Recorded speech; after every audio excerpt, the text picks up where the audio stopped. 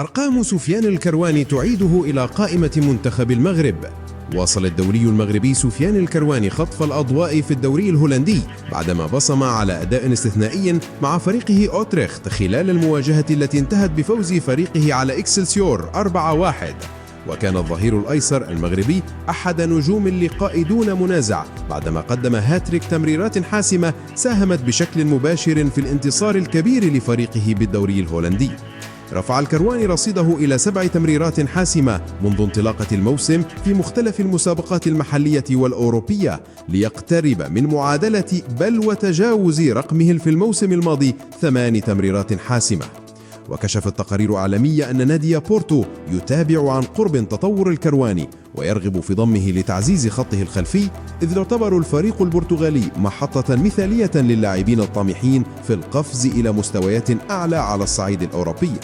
ويفتح أداء الكرواني المميز النقاش مجددا حول إمكانية استدعائه إلى قائمة المنتخب المغربي بقيادة وليد الركراكي، خصوصا في ظل المنافسة القوية التي يعرفها مركز الظهير الأيسر.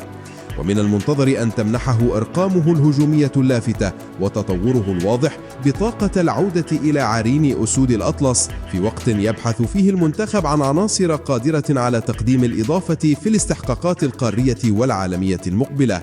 وخلال موسم 2024-2025 شارك الكرواني في 34 مباراة بالدوري الهولندي، سجل خلالها هدفين وقدم 8 تمريرات حاسمة.